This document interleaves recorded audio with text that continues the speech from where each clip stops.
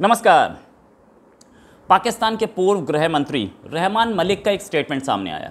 उस स्टेटमेंट में उन्होंने बोला कि अमेरिकन प्रेसिडेंट जो बाइडेन इसलिए पाकिस्तान से नाराज़ नहीं है क्योंकि वहाँ पर अफ़गानिस्तान में कोई गड़बड़ हुई या पाकिस्तान से के रिलेशंस चाइना से बेटर हो रहे हैं, इसलिए नहीं है। उन्होंने ये राज खोला कि बाइडेन का फ़ोन इमरान खान को क्यों नहीं आया। इस बात का राज खोला और राज जो खुला वो बहुत ही गंभीर है। उन्होंने बोला कि पाकिस्तान में अमेरिका की जो एम्बेसी है वो बाइडेन और ट्रंप का जो इलेक्शन हो रहा था उस दौरान बाइडेन के खिलाफ कैंपेन कर रही थी, ट्रंप के फेवर में कैंपेन कर रही थी। और एम्बेसी में वहाँ के वो बिल्कुल एक डेरा बन गया था, एक हब बन गया था ट्रंप के लिए, ट्रंप के सपोर्टर्स का। और वहाँ जाके पाकिस्तानी बिजनेसमैन अपना डेरा डाल के बैठ जाते थे, वहाँ से फंडिंग कर रहे थे, वहाँ से कैंपेनिंग करवा रहे थे और जगह जगह घूम के कैंपेनिंग हो रही थी। बहुत सीरियस इशू बोला उन्होंने। क्या पाकिस्तान की एम्बेसीज़ ये काम करती हैं?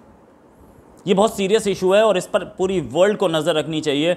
पूरी वर्ल्ड के साथ साथ यूएन को भी देखना चाहिए कि क्या पाकिस्तान दूसरे कंट्री की इंटरनल पॉलिटिक्स में दिमाग लगाने लगा है। अब किस कैंडिडेट को सपोर्ट करना है, क्योंकि कंट्री टू कंट्री कांटेक्ट होता है।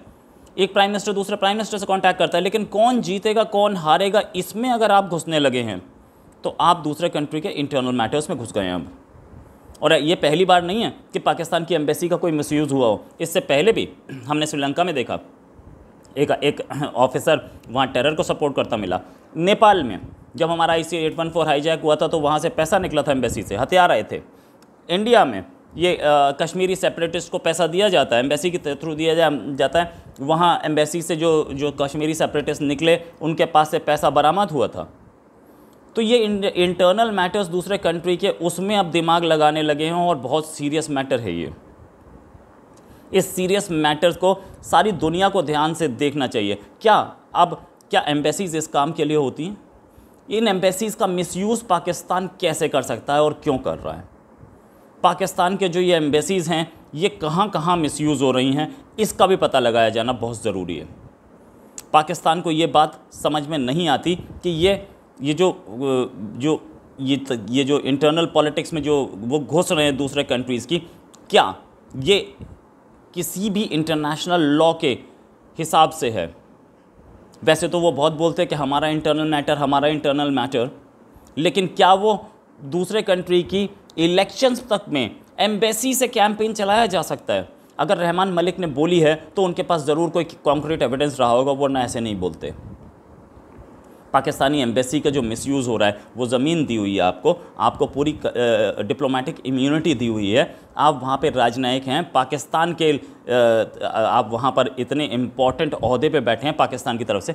उसके बाद आप ऐसा काम करें या एम्बेसी ऐसा काम करे, कितना सीरियस इशू है, कितना बड़ा मिसयूज़ है ये डिप्लोमेटिक इम्यूनिटी का, और कितना बड़ा मिसयूज़ है ये वहाँ की एम्बेसी के और इंटरनेशनल लॉज का।